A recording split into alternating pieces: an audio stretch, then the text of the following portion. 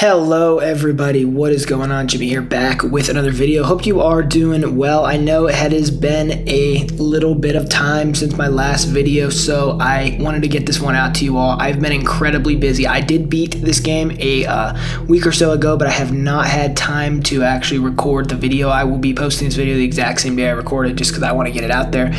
So apologies if the editing is not up to par, but usually, let's be honest here, these videos aren't edited that well anyways. But everyone, today I'm going to be doing a Xenoblade Chronicles 3 review. So get ready everybody. Now if you have subscribed to my channel or been here before, you know the drill with these reviews. They're both spoiler free and spoiler filled reviews. There will be a certain point in the video where I tell you all to leave if you want to avoid spoilers, and up to that point there will not be spoilers. So we're going to start off the video spoiler free, and then we're going to end up with spoilers towards the end, and that's exactly how we're going to do it here. We always do our reviews here, so I hope that you bear with me if that's not really your thing. You just wanted a straight spoiler free, you just wanted a real spoiler video. This is going to be a little bit of both. So everybody, without further ado, let's get on to the review. Now I think I want to start this review by talking about changes to the gameplay mechanics, because that's a good place to start here, I think, because there is a significant amount of changes and a lot of things that in my opinion have been changed for the better significantly. Now another thing you would know about me if you've been subscribed to this channel for any length of time is that I did not like Xenoblade Chronicles 2. I felt like it was a very significant step down from its predecessor. Xenoblade Chronicles 1 is literally one of the greatest games of all time in my opinion, and no, that is not a statement I take lightly. It is truly one of the greatest games ever from the games that I've played, and trust me everybody, I've played a lot more games than I've reviewed on this channel. I do not make reviews for every game I play. I usually do make reviews for games I have positive things to say, but every once in a while I will post a negative review. Just usually I like to post reviews on games that I think my subscribers will appreciate, and that's kind of the direction that I've been going in. Basically, Xenoblade Chronicles 1 did almost everything right. It had a great combat system, it had great characters, it had a great plot, it had amazing music, it had god tier level design for 2012. It literally looked fantastic, and the Switch version pushed the limits to how the game could even look further and just made it even better. Xenoblade Chronicles 1, or I guess it would just be Xenoblade Chronicles Definitive Edition, is truly a masterpiece, and you need to play it if you have not played it and you are a JRPG fan. In my opinion, it is a must play.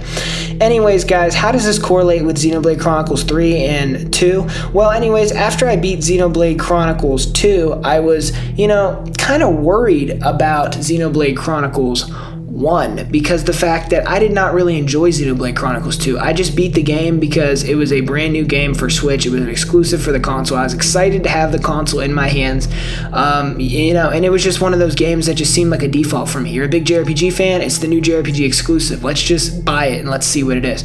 Ended up not really liking it at all, everybody. I'm not gonna lie to you. It was one of the worst JRPG exclusives on Switch in my opinion, and I hate to say it, I really do, but like I truly think that it is just a serious letdown in a numerous amount of ways, and I've enjoyed some of the most dumbed down and terrible games more than it significantly. Now, I am not going to say that it is the worst game of all time or anything like that by any means. I'm just saying out of the absolute legendary lineup of Switch JRPGs, and more specifically Switch exclusive JRPGs, I really feel like Xenoblade Chronicles 2 is towards the bottom. I want to preface that by saying ultimately it's a Xeno game. I love the Xeno series, so my hatred for Xenoblade Chronicles 2 does not run that deep.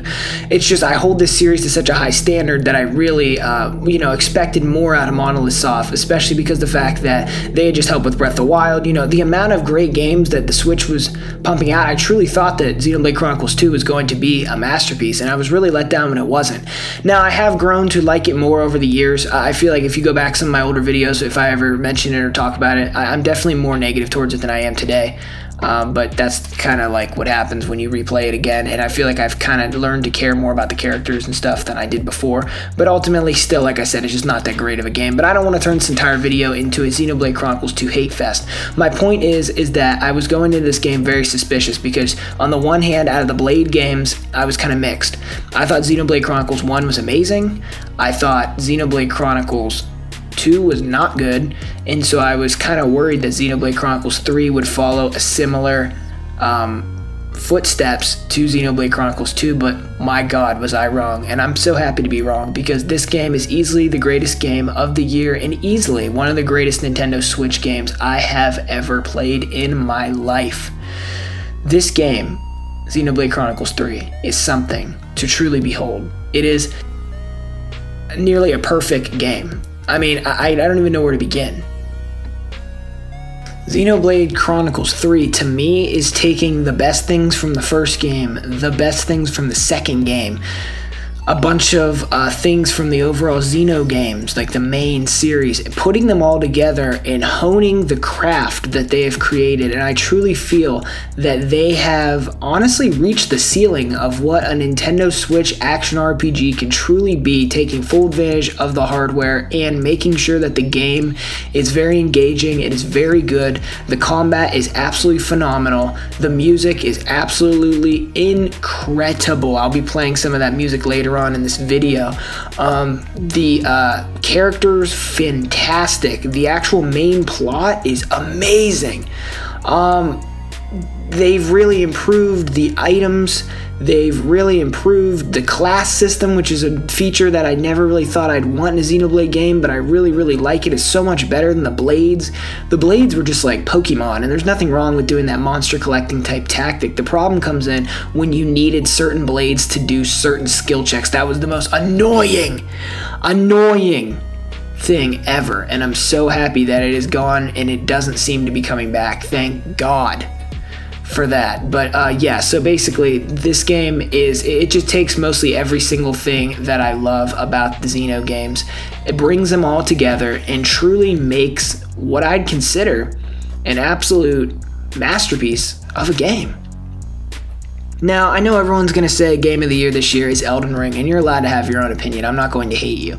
Personally, I tried Elden Ring, and it's just not really for me. I just don't really think that it's that incredible of a Souls game. I really don't. And this is coming from someone who enjoyed Bloodborne, who enjoyed Demon Souls. I don't know. It's not for me. I don't really think that Elden Ring is as good as people are saying it is. It's just my opinion. I think Xenoblade Chronicles 3 is undoubtedly Game of the Year, and I think that it easily earns that title because of the fact that there is no new games dropping this year, not counting remasters or ports or anything like that. No new JRPGs dropping this year that truly hold a candle to the magnificent game that Monolith Soft has created here. I want to thank you, Monolith Soft, because of the fact that I was so worried that this game was not going to be good, and who knows, was it going to be worse than Xenoblade Chronicles 2? You know, all these thoughts are going around in my head, and I'm thinking to myself, this game might actually be the absolute worst one in the series. This could be the absolute worst game in the series. But no, it is not the worst game in the series at all, and I'm so freaking happy to report that, because truth of the matter is that I was extremely worried that this new Xenoblade game was just going to be really, really rough, and it was just going to be kind of a joke, because honestly the last game ran pretty terribly. This game runs absolutely fantastic when it comes to performance, hardly any frame rate drops whatsoever. The graphics look absolutely fantastic. It literally looks, and I think Nintendo Prime said this, so I gotta shout him out because I didn't come up with this. It literally looks like it's running on a different console. It looks like it's running on a Switch Pro or a different version of the Nintendo Switch with more horsepower.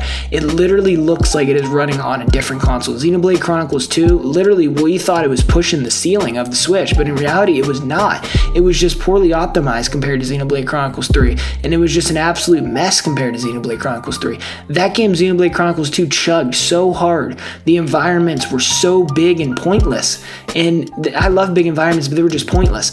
And the map system was absolutely horrible in Xenoblade Chronicles 2. It never worked right. It would be telling you to go right, you'd be going left. It would be telling you to go up, you'd have to go down. It was just so messed up. Absolutely horrible map system. I remember in the grass area of Xenoblade Chronicles 2, the big jungle area, I just went in circles for literally like 2 hours trying to figure out where to go, because I don't use guides when I play games. I like to figure it out myself.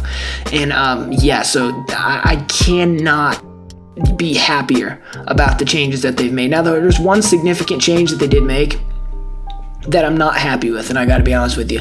In Xenoblade Chronicles 2, they had a like tier system, like a star system that could tell you how good a piece of gear was in your inventory, and you could kind of sort them by like what's the best gear to what's the worst.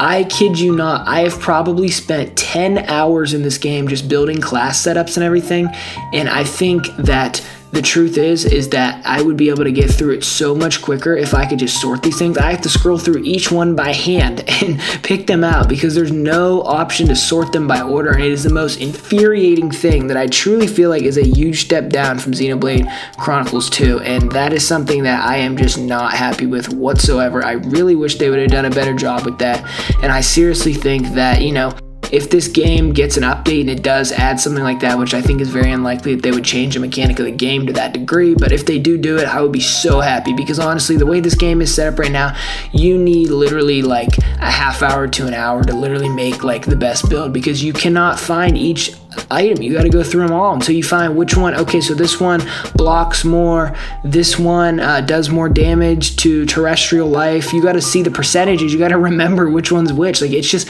such a nightmare. I really wish that they would fix that, but that is literally my main criticism of the game. There really is hardly nothing else that I can really say is absolute garbage about this game.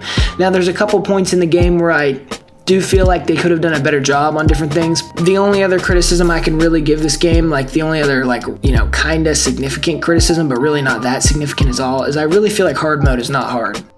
And I know you're gonna say, but Jimmy, it's a Nintendo game. How hard do you really want them to make it? Well, I just really wanted them to make it a little bit harder. Now, do not get me wrong, everybody. I do not want to make it seem like Xenoblade Chronicles 3 on hard mode is very, very easy or anything. It is not the world's easiest game I've ever played on hard mode, but under the same token, it does not put up a challenge worthy of the name hard mode. I think it's kind of a, like, I don't know, honestly, maybe slightly harder than normal on an average game. It's just not difficult enough. I really feel like they really tried to make this game simplified, and I appreciate simplification to a certain degree, but I also feel like at a certain point, when are you taking the fun out of the game? Like, the whole, you could just literally let the game level up for you to get rid of grinding. Like, that is the most stupid mechanic ever. When you play a JRPG, you play it to grind, to explore the environments, learn the enemies.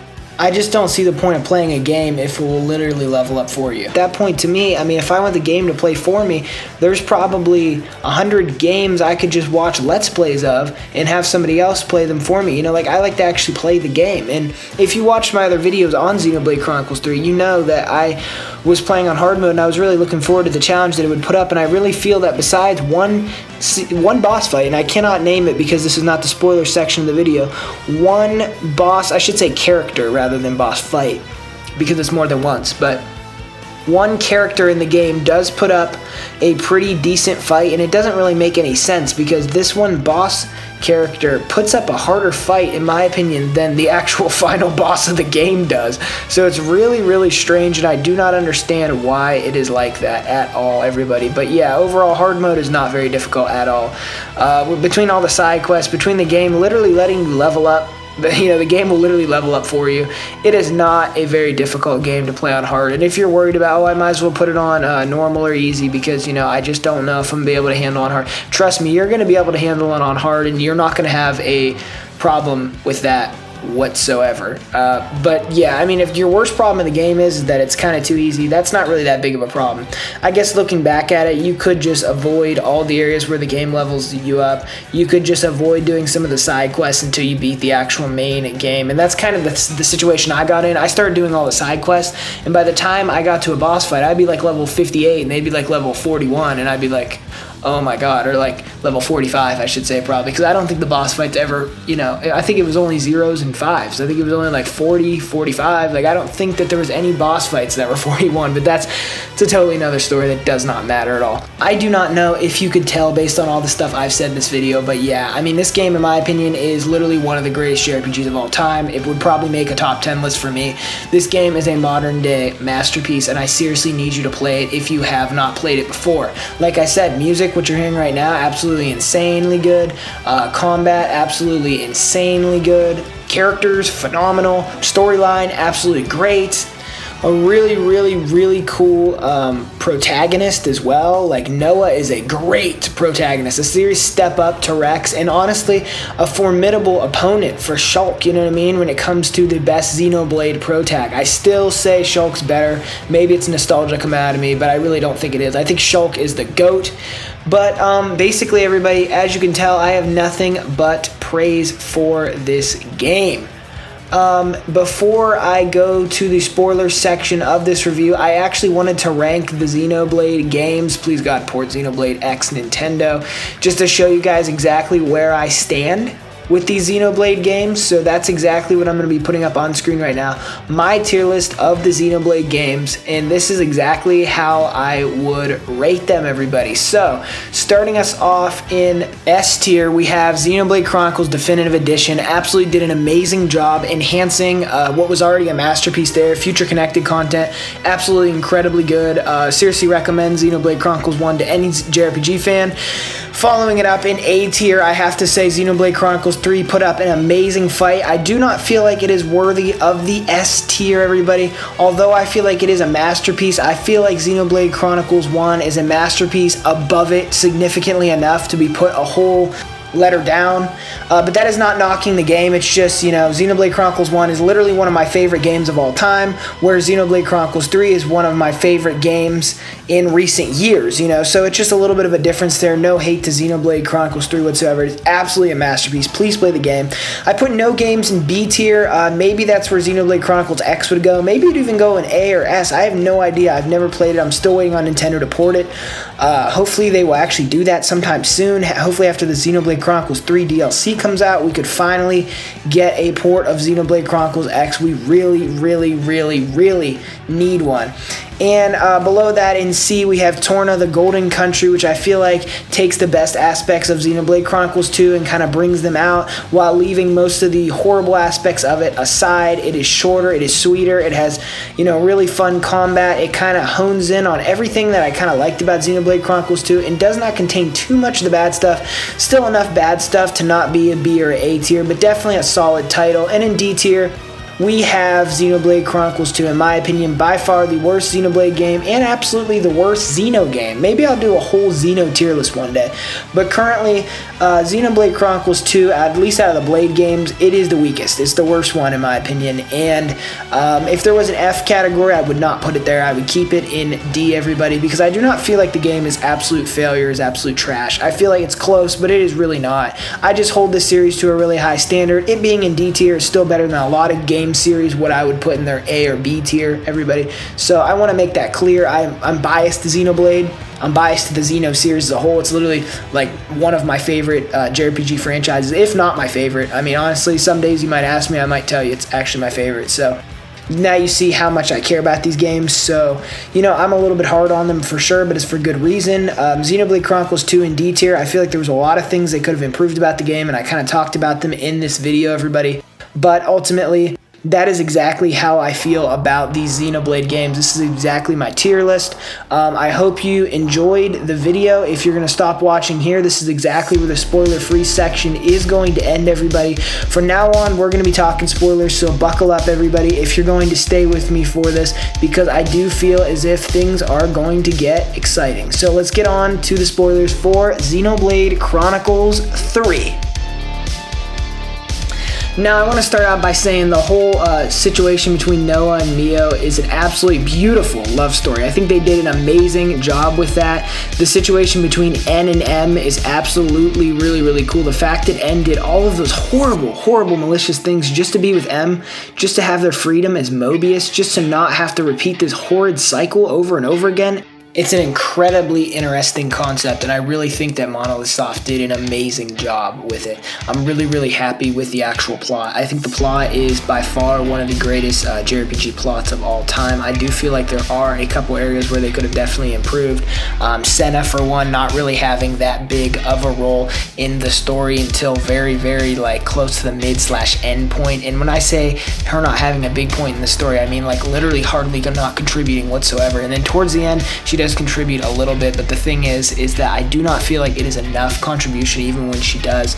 It really does not feel like they put her character first. It really feels kind of cheap, and it really feels kind of tacked on towards the end where they try to act like Senna was important, because honestly Senna really was never that important. It was always just kind of Mio's friend who was on the trip with Mio. And that's fine, I guess. That's totally acceptable. I don't want to make it seem like that's some horrible thing or anything. But under the same token, I feel like all the other characters in this game, at least main characters, are so solid that it's absolutely crazy to see one of the main characters kind of be pretty bad. And honestly, Senna is by far the worst character out of the main cast in my opinion. But that does not mean I hate Senna, I really do not. But yeah, I'm not a big fan of Senna's character as a whole. Now, to talk about the thing that absolutely blew my mind was when Melia and Nia came back. Nia was literally one of the only characters from Xenoblade Chronicles 2. When I say only characters, I mean literally, I think the only character I actually liked in the entire game. So seeing Nia come back was really, really cool, but seeing Melia was definitely the coolest because Melia is by far my all-time favorite character in the Xenoblade roster of characters. And that's including every single character in any Xenoblade game, any that I've played. And yeah, besides X. So that's every game except for Xenoblade Chronicles X. Melia is my absolute favorite. I've never played Xenoblade Chronicles X yet, so I just can't, lump it in there, but I cannot imagine there's a character better than Melia. Melia was literally one of the greatest video game characters of all time, in my opinion, and seeing her come back, seeing how they chose to remaster her look, well, I guess not really remaster, but redesign and kind of, modernize it. I feel like they did an amazing job. Getting that original voice actor back was integral, and I'm so happy that they did it. It was really, really something that I was worried about. And let's talk about the fact how they totally baited us by making us think Nia and Melia had went absolute rogue or something, and that they were the bad guys. They were the queens, the one trying to hurt people. And the truth of the matter is that the entire time the queens we were seeing were AI, they were robots.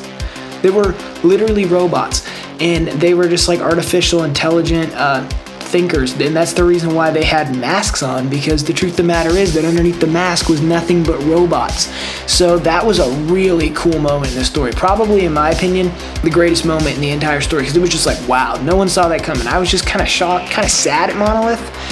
I thought they kind of pulled a Halo 5 spoilers coming ahead.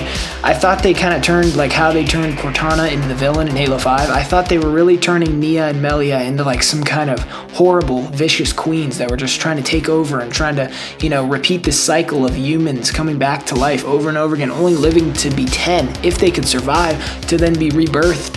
And it just seemed so dumb.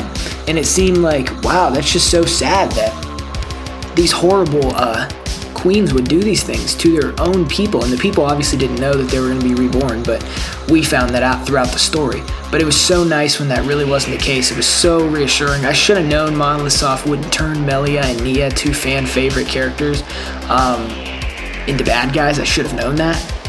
But yeah, I really liked that part of the story. Literally one of the most epic video game moments of all time. And because if you played the games before it, you knew how integral these characters were to the plots of those games. And it was really interesting to see them kind of come together, 1 and 2, to create Xenoblade Chronicles 3. I thought it was a really genius moment, and I am so happy to report that this game's plot is off the charts. It is so freaking good. I mean, I hate to backtrack again, but let's just talk about the fact that N is the perfect villain. He's one of those villains you can totally understand his motives. You can totally see how someone could be in the mind state that he was in. You know what I'm saying? It makes sense. It's not just you are the good guys, I am the bad guys. You can totally see how someone could lose their mind trying to, protect the people that they love and try to, be with them forever. And I really feel like they did an amazing job kind of conveying his emotions, kind of, the heartbreak he found out when he found out that his M was actually Mio, who they thought died. That was another amazing part of this game. I mean, this game's story was so freaking good. Actually, it honestly caught me off guard. Not that I was expecting this game to be horrible story-wise or anything, because Xenoblade Chronicles 2 plot was not really that bad. It really wasn't the worst thing in the world. It wasn't amazing. It was certainly not good per se, but it was not garbage, okay? And to see this plot just be so much better, to rival Xenoblade Chronicles 1 and even surpass it in certain ways, it was truly a marvelous thing. And I'm so happy to report that the game's plot is so good. I could just gush about the plot all day long, but we got to move on. Next up, I want to talk about gameplay, and I also want to talk about that absolutely horrible Mobius Y boss fight. That was the one I was talking about that you have to do twice. I was even way over leveled. I was all sorts of stuff, and every time that dude spun around, he instantly killed me. So I ended up actually finding a way to get around it, and the way around it was to chain attack. And if you chain attack at the exact same moment that he spins around, you will take the damage, but everyone will survive at 1 HP. You can use your healers, bring them all back, and that was the only way that I was able to get through that fight. It was an absolutely broken boss fight. I was 10 to 15 levels above him from side quests. I still could not get through it without doing that little glitch that I kind of found. Well, it's not really a glitch at all, but it's just kind of a way to work the chain attack system into your playing. And also make sure someone's pulling a ton of Argo the entire time, so try to have one person doing a interlink, or I really do not think you're going to be able to get through it if you don't use those tactics, unless you have different builds than me. Maybe my builds were just bad, I don't know. Let me know in the comments section below if you had trouble with that boss fight. If not, good job, but if you had trouble with it, I'd love to hear how you got through it, or if you did get through it. I know some people just quit playing games when they get to a part that's hard. I don't know how you guys can be like that. In my opinion, when I get to a hard boss fight, I love to hone in and try to figure out exactly what I'm doing wrong and try to get through it, but that's just my opinion. I know some people don't have time to do stuff like that, and I get it. You know, I'm tight on time too, so it's like, I feel you. If you gotta just put it down and move on to the next one that you want to play, I totally understand it, but I just don't do stuff like that. The next thing I want to talk about is the actual gameplay in terms of how does it feel. It feels a lot more fluid, it feels a lot more put together, it feels a lot more like Xenoblade Chronicles 1 did, and I know that it doesn't look like Xenoblade Chronicles 1 whatsoever. It kind of looks like Xenoblade Chronicles 2 in terms of its layout and everything, but I will say that it actually feels and plays more like Xenoblade Chronicles 1. It feels less stiff, if that makes sense. Xenoblade Chronicles 2 felt really, really stiff when you were playing it. It was just some weird thing that I'm not exactly sure why it was there. It just felt like, I don't know, something was wrong. It was just, I don't know. But Xenoblade Chronicles 3, I'm happy to say, does not have this problem, and it actually, the gameplay feels really fluid. The back attacks, like how you can load up to do your main special move and everything, it's just so freaking cool. I love all that stuff. I love how you can max out your skill trees for your interlinks. That's another really, really great thing. But like I said, they got to get that inventory situation figured out. They really, really do. That's about all I have to say when it comes to spoilers with the boss fights and different things. I felt like a lot of the side quests actually had meaning to them as well, and when they ended with a Mobius boss fight, it did feel a little bit repetitive because it happened so many times, but I will say that I did enjoy it like every time. So I'm the wrong person to be talking about this because it did really appeal to me, but I can understand if it did not appeal to you and you thought it was redundant and repetitive, because it truly was, and it truly was kind of disappointing in that factor. But I will say that these boss fights are really, really cool, and they're way better than the boss fights in most side quests where you get like one every 12 you do. This game has a lot of regular side quests and a lot of Mobius side quests that add a lot of content to the actual story that you really might want to know. So I'd really recommend doing the side quests and getting all the plot that you absolutely can out of this story. And everybody, the story is an absolutely beautiful thing, and I'm so happy to share this video with you. I hope you all enjoyed Xenoblade Chronicles 3 if you played it. I'd love to hear your thoughts on it in the comments section below. Please let me know. Did you enjoy it? Did you think it was better than Xenoblade Chronicles 1, 2, and X if you played it? Am I completely wrong? Is this the worst one in the franchise? Is that how you feel? I'd love to hear all of your thoughts in the comments section below. If you got to this point in the video, you are a real one. Thank you so much for watching, everybody. That is all I got to say in this video. I hope you enjoyed this review. Thank you so much for watching, and Jimmy out of here.